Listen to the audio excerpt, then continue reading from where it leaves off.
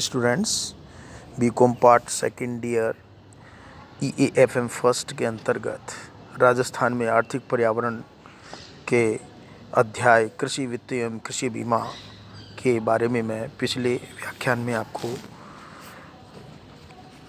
किसानों को जो वित्त की पूर्ति की जाती है उसके संबंध में आपको मैं बता रहा था। और इसमें मैंने आपको बताया था कि कृषि वित्त के स्रोत क्या क्या हो सकते हैं, क्या क्या है। उन्हीं स्रोतों को आगे बढ़ाते हुए एक महत्वपूर्ण स्रोत है, वो है सरकार। कृषि साख की व्यवस्था केंद्रीय सरकार द्वारा भी की जाती है और राज्य सरकार द्वारा भूमि सुधार ऋण अधिनियम 1883 तथा कृषि ऋण अधिनियम 1884 के अंतर्गत कृषि ऋण दिया जाता रहा है। इन ऋणों को तकावी ऋण कहा जाता है। पहले अधिनियम के अनुसार किसानों व भूमिपतियों को भूमि पर स्थायी सुधार करने, जैसे कुआं खोदने, बांध बनाने आदि के लिए 20 वर्ष तक की अवधि के दीर्घकालीन ऋण दिए जाते हैं। दूसरे अधिनियम के अंतर्गत खेती की चालू आवश्यकताओं जैसे बीज, खाद, हल व बैल आदि क्रय करने के लिए अल्पकालीन ऋण दिए जाते हैं। ये ऋण तहसीलदार अथवा विकास अधिकारी के माध्यम से दिए जाते हैं। इन ऋणों पर ब्याज दर कम होती है तथा किस्तों में वसूली की जाती है। तकावी ऋण के कुछ दोष भी हैं। इन्हें स्वीकृत करने में देरी होती है, इनके लिए निर्धारित राशि बहुत कम होती है, इन्हें वितरित करने में भ्रष्टाचार पाया गया है, इन ऋणों की वसूली में सख्ती बरती जाती है, ऋण केवल विशेष कार्यों के लिए दिए जाते हैं, ऋण के प्रयोग का निरीक्षण नहीं किया जाता है, ऋण का अधिकांश भाग किसानों को मिलता है, अन्य कमजोर वर्गों को नहीं मिल पाता है। इसी के अंतर्गत आपके किसान के जो वित्त की जो कृषि वित्त है, किसानों के लिए जो वित्त प्रदान किया जाता है, उसमें कई दोष या कमियां भी हमें देखने को मिलती है। यानी राजस्थान में कृषि वित्त की कमियां या दोष हम देख सकते हैं इन बिंदुओं के माध्यम से। जैसे महाजनों का प्रभाव। राजस्थान में अधिकांश कृषक गाँवों में रहते हैं, वहाँ संस्थागत साख व्यवस्था का अभाव है, इसलिए किसान को मजबूर होकर गांव के साहूकार से ही ऋण लेना पड़ता है। इसमें साहूकार का व्यक्तिगत प्रभाव भी काम करता है। एक बार इसके चंगुल में फंस जाने पर किसान आसानी से इससे मुक्त नहीं हो पाता। इस तरह से अपर्याप्त वित्त व्यवस्था। राजस्थान में ग्रामीण वित्त की बहुत अधिक आवश्यकता है। बैंकों, सरकार व अन्य एजेंसियों द्वारा प्रदत्त वित्त आवश्यकताओं की तुलना में बहुत कम रहता है। इस तरह से ब्याज का भार। यद्यपि सरकार व वित्तीय संस्थाओं का यह प्रयास रहा है कि ग्रामीण वित्त पर ब्याज दर कम हो, लेकिन औपचारिकताओं की अधिकता से उन्हें अनेक अनावश्यक व्यय वहन करने पड़ते हैं।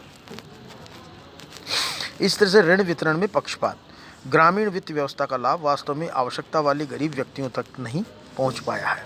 यह देखा गया है कि सस्ती साख व्यवस्था का लाभ संपन्न किसान, साहूकार व स्थानीय नेता उठाते हैं। गरीब किसान व कारीगर इससे वंचित रह जाता है। भ्रष्टाचार। सरकारी व सहकारी समितियों द्वारा दिए जाने वाले ऋण में व्यापक भ्रष्टाचार विद्यमान है। ऋण स्वीकृत करने के लिए भी रिश्वत देनी पड़ती है, अतः ऋणों का पूरा लाभ वांछित व्यक्तियों को नहीं मिल पाता।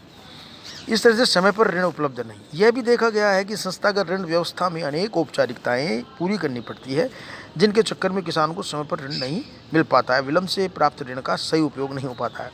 ग्रामीण साख में कृषि ऋणों का कम हिस्सा। प्राय ग्रामीण साख को कृषि साख का पर्याय माना जाता है, लेकिन ग्रामीण भारत द्वारा लिए गए ऋणों में कृषि हेतु लिए गए ऋणों का हिस्सा आधे से भी कम है। दूसरे शब्दों में ग्रामीण भारत में प्रदत्त कुल ऋणों का 54% कृषि के अलावा अन्य क्षेत्रों में प्रयुक्त होता है।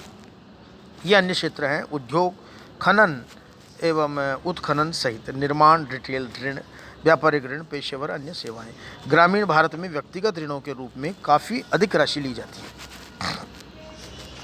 उपर्युक्त विवरण से स्पष्ट है कि अशिक्षा, अज्ञानता, कमजोर आर्थिक स्थिति व मनोबल की कमी से कृषि साख का वास्तविक लाभ उसके जो असली हकदार है उन तक नहीं पहुंच पाता है। गाँव में भी गंदी राजनीति के कारण सरकारी योजना इस रूप से लागू नहीं हो पाई है। यद्यपि लक्ष्यों की तुलना में उपलब्धियां अधिक दिखाई जाती, किंतु इनका वास्तविक लाभ नहीं मिल पाता है। इसके लिए जागरूकता आवश्यकता है। यह शुभ संकेत है कि ग्रामीण क्षेत्रों में भी जागरूकता बढ़ रही है। कृषि वित्त की व्यवस्था को सुधारने के सुझाव।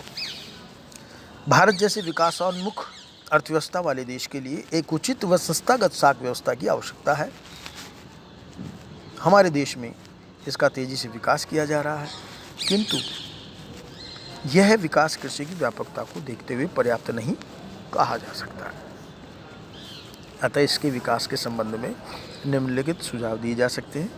सहकारी साख व सहकारी विपणन में आवश्यक तालमेल। कृषकों को रुपया उधार देते समय इस बात की व्यवस्था की जानी चाहिए कि वे अपनी उपज को सहकारी समिति के माध्यम से ही बेचें। इससे संबंधित स्वीकृति लिखित रूप में किसान से ले लेनी चाहिए। सहकारी साख समितियां व सहकारी विपणन समितियों के मध्य समन्वय एक दूसरे की सफलता में सहायक होता है। परस्पर समन्वय। कृषि वित्त प्रदान करने वाली विभिन्न प्रकार की संस्थाओं में परस्पर एवं समुचित समन्वय होना आवश्यक है। ये समन्वय होना चाहिए। सहकारिता का प्रचार। गाँव में सहकारिता की भावना का ज़्यादा से ज़्यादा प्रचार होना चाहिए। सहकारी सेवा समितियों की स्थापना की जानी चाहिए और उनके प्रबंध में सदस्यों को सक्रिय रूप से भाग लेना चाहिए। सहकारी साख समितियों के पूंजीगत साधनों में वृद्धि। सहकारी साख समितियों के पूंजीगत साधनों में वृद्धि करनी चाहिए, जिससे वे किसानों की साख संबंधी आवश्यकताओं की पूर्ति में उत्तरोत्तर भाग ले सकें। कुशल प्रबंध। वित्त प्रदान करने वाली समितियों का प्रबंध कुशल, योग्य एवं कर्मठ व्यक्तियों के द्वारा किया जाना चाहिए। जमा बीमा पद्धति।